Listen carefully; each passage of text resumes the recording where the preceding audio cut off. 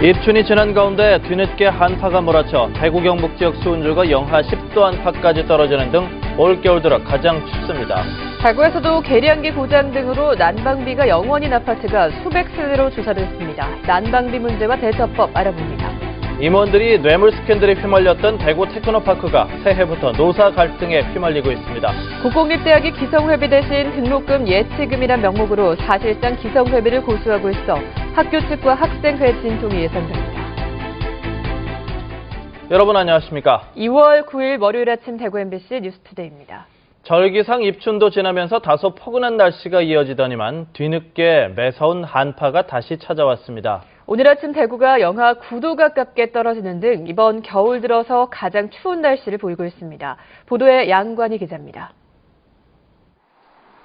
매서운 한파가 대구 경북 지역에 불어닥쳤습니다. 입춘이 지났지만 시민들은 다시 두터운 외투와 장갑, 목도리로 단단히 무장했습니다. 얼음장처럼 차가운 공기를 피하기 위해 시장 상인들은 곳곳에 불을 피워놓고 몸을 녹였습니다. 네, 올 들어가지고 날씨가 제일 추워요. 엄청 추워요, 날씨가. 지금까지 대구의 아침 기온은 영하 8.7도까지 떨어졌습니다.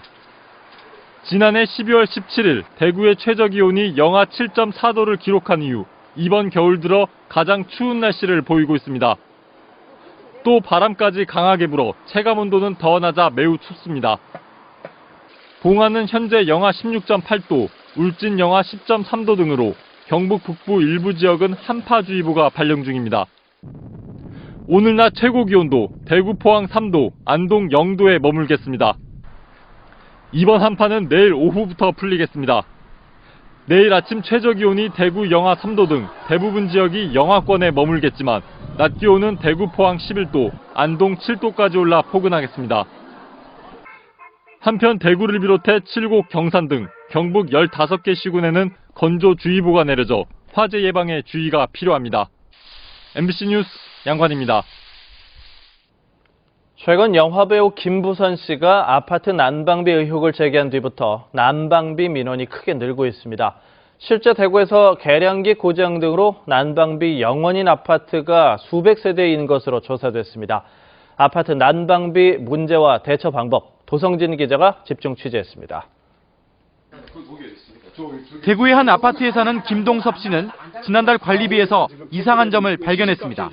평소처럼 수도와 가스, 난방을 사용했는데 1.5배의 비용이 청구된 겁니다. 사용 내역을 떼봤더니 전기는 하루 0에서 53kW, 수도는 하루 0에서 125톤까지 상식 밖의 편차를 낸 것으로 드러났습니다. 계량기의 품질 보증 기간이 훨씬 지난 걸 확인해 구청에 문제를 제기하자 관리사무소는 계량기 고장을 인정하며 교체해줬지만 김 씨의 의구심은 여전합니다. 30만 원 유지되는 관리비가 35만 원 나왔다 하면은 저희들 당연히 모르고 넘어갈 수도 있는 이런 상황이었습니다. 품질 보증 기간 2년 6개월 넘어가는 그 통합 계량기는 문제가 발생할 수 있는 여지가 있지 않겠나 하는 그런 의구심은 분명히 들고 있는 바죠. 2,000세대 넘는 대단지 아파트지만 김 씨의 아파트 외에는 인력 부족을 이유로 추가 점검은 이루어지지 않았습니다. 통신선도상에 문제인 것 같아가지고 그걸 계량기를 싹 닫아줬어요. 여러 사람이 확인을 해가지고 거짓말 쳐다보고 있는 것 같으면 이성 있네 보는데 그래는 뭐하냐. 지난해 영화배우 김부선 씨가 난방비 문제를 폭로한 뒤 이런 민원과 분쟁이 크게 늘고 있고 실제 조사에서도 문제가 많은 것으로 나타났습니다. 대구 600여 단지 아파트 39만여 세대 가운데 4,200여 세대의 난방비가 영원이고 6.6%인 280여 세대는 계량기 고장 등의 문제로 드러났습니다. 엉뚱한 관리비가 부과될 소지가 충분하다는 얘기입니다. 11개 그 시비는 그 관리 책임이 1차적으로 관리 주체에 있다고 봅니다. 검측 기록이 이상한 세대를 확인해서 할 의무가 있고. 일단 문제가 드러나면 아파트 관리 규약을 통해 정당한 요금을 요구할 수 있습니다. 관리규약에 보시면 이런 계량기 고장 등으로 인해 가지고 사용량의 산정 방법에 대해서 나와 있습니다. 그래서 예를 들면 최근 3개월의 평균값, 전년 동월의 검침값 또는 해당 동의 동일 면적 평균값 이런 식으로 이제 명시가 되어 있습니다.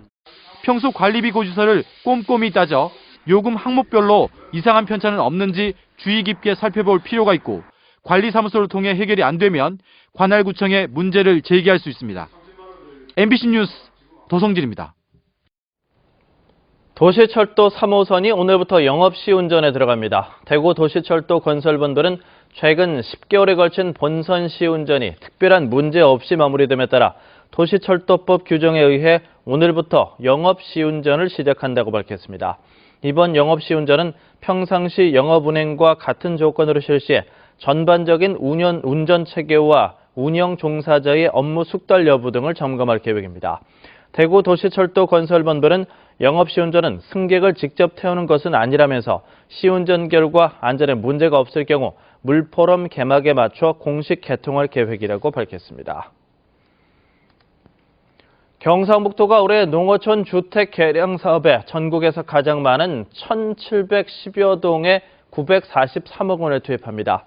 올해부터는 용자금 지원 금액 상한선 규정이 폐지돼 농어촌 주택 개량 부담이 많이 줄었습니다. 용자 지원 대상자 선정은 농어촌 지역 노후 불량주택을 소유하거나 농어촌 지역 무주택자와 귀농 귀촌자 등이며 다문화가정과 신재생에너지 주택, 슬레이트 지붕 개량 사업 등에는 우선 지원할 계획입니다.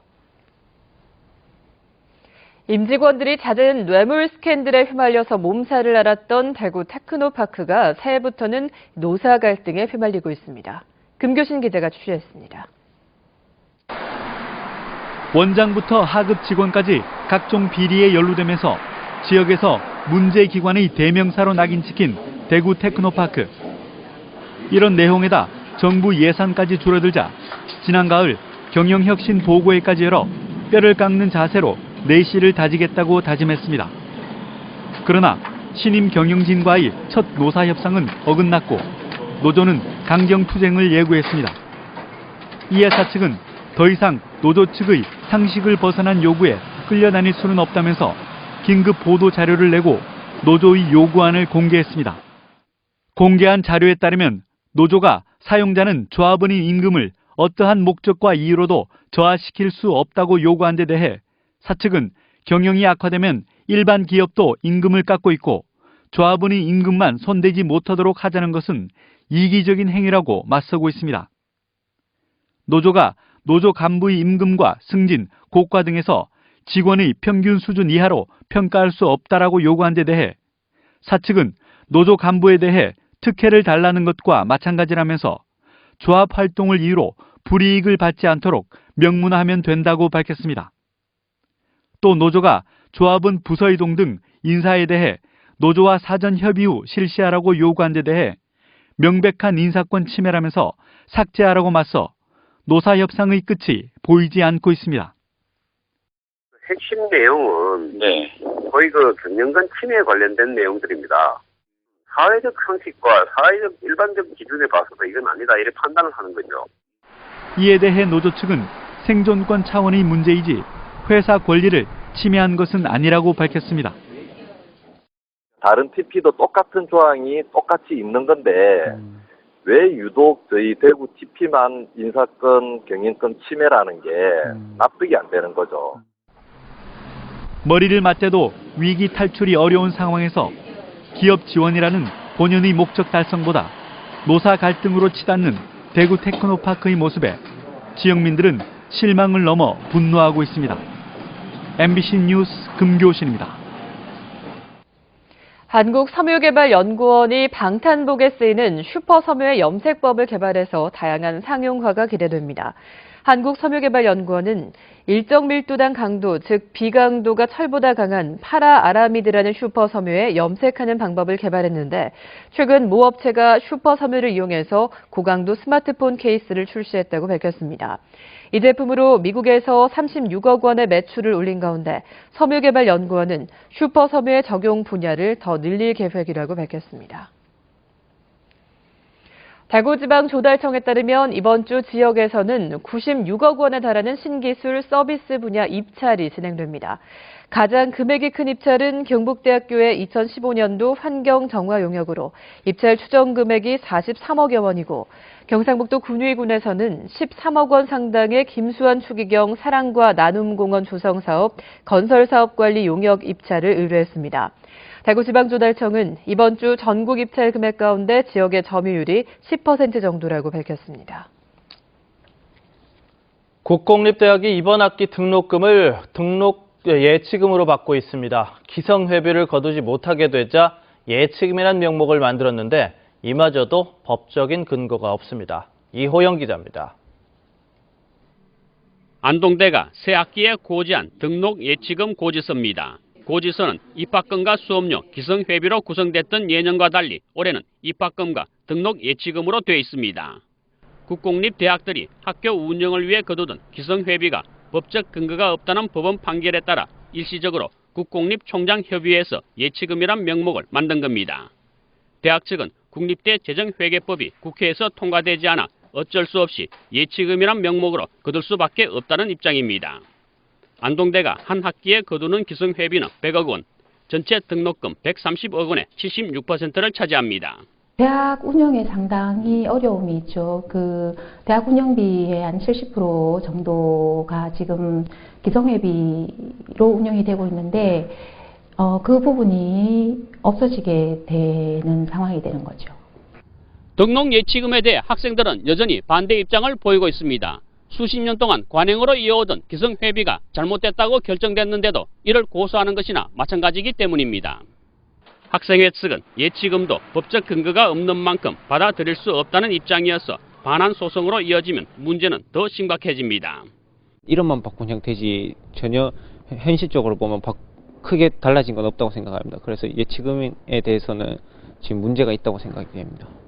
관련 법이 통과돼도 소급 적용 등 또 다른 분쟁거리만 남게 돼 국공립대의 고민은 더욱 깊어질 것으로 보입니다. MBC 뉴스 이호영입니다. 경상북도가 오는 20일까지 수산물 원산지 표시 위반을 국립수산물품질관리원 등 유관기관과 합동으로 특별단속을 합니다. 이번 특별단속에는 원산지 위반 우려가 큰 조기와 명태, 고등어, 문어 등 명절 제수용품과 선물용 수산물을 중심으로 집중 단속을 벌입니다.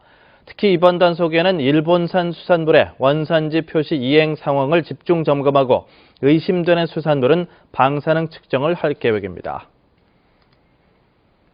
대구 본부사관은 설 연휴를 앞두고 제수용품 등 농수산물과 수출용 원자재가 원활하게 통관될 수 있도록 특별 통관 지원 대책을 시행합니다. 원자재 수급과 수출 물품 선적 지원으로 어려움을 겪는 수출업체를 지원하기 위한 팀을 편성해 25일까지 공휴일과 야간에도 통관이 가능하도록 지원하고 있습니다. 오늘부터 17일까지를 관세 환급 특별 지원 기간으로 정하고 오후 6시까지던 환급 업무 처리 시간을 오후 8시까지 2시간 연장하고 환급금은 신청 당일 지급할 수 있도록 신속하게 처리할 방침입니다. 겨울인데도 김천시가 스포츠 열기로 달아오르고 있습니다. 전국 최고 수준의 경기장을 갖추고 있어서 전국에서 선수들이 몰려오고 있기 때문인데 지역 경제에도 큰 보탬이 되고 있습니다. 한태현 기자가 보도합니다. 김천 스포츠타운에 마련된 실내 수영장에 감독과 선수들이 다이빙 연습에 한창입니다. 지금 손 가는 거 다리마 지금 그 포인트 맞고. 전국에서 모인 국가대표 후보 선수 26명이 김천에서 맹훈련을 하고 있습니다. 전국에서 다 같이 모이니까 경쟁자들이 여기서 모여서 하니까 같이 보고 배우기도 하고 가르쳐주기도 하고 그래서 발전에 많이 도움된 것 같아요. 싱크로나이즈드 스위밍 국가대표 꿈나무들도 국제 규격의 수영장에서 율동을 맞추느라 여념이 없습니다. 지상 다이빙 훈련장은 전국에서 2개밖에 없어 예약이 밀려 있을 정도여서 김천이 전지 훈련장으로 각광받고 있습니다. 아주 몇 년째 지금 저희는 이곳을 계속해서 택하고 있는데 시설은 어쨌거나 저희 다이빙의 메카입니다. 기초 체력장이나 체육관이나 짐이나 다 모든 거를 종합해가지고 너무 좋은 훈련하고 갈 수 있게끔 해서 너무 좋아요. 김천에 마련된 실내외 경기장은 모두 12개입니다. 거의 모든 종목에서 연습이 가능하기 때문에 전국에서 김천을 찾는 체육인들이 해마다 늘어나고 있습니다. 실제로 대회 참가와 전지훈련으로 김천을 찾은 체육인들은 지난 2010년 19만 명에서 지난해에는 28만 명까지 늘어 명실공히 스포츠 도시로 발돋움하고 있습니다. 국가대표를 비롯해서 우수한 선수들이 우리 김천을 찾도록 만들고 또 오는 분들에게 우리가 더 친절하고 또 그분들이 운동을 하는데 조금 더 지장이 없도록 하여튼 최선을 다합니다.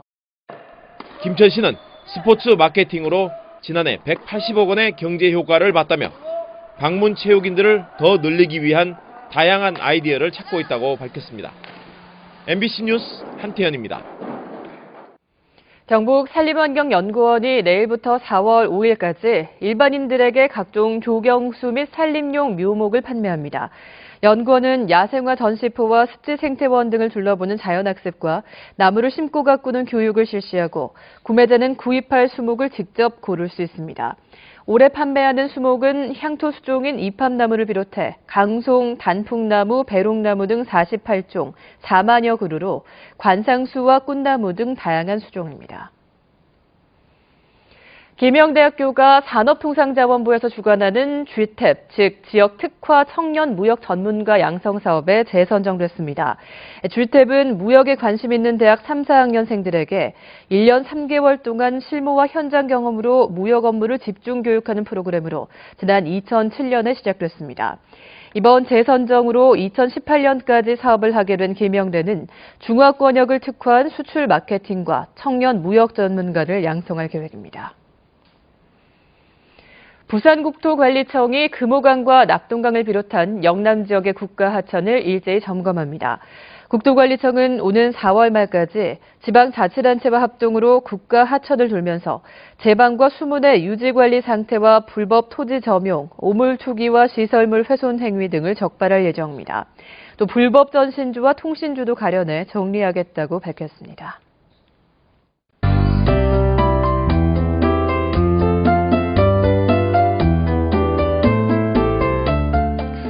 이대로 봄이 오나 싶었는데 아직 겨울임을 증명하듯 한파가 다시 기승을 부리고 있습니다.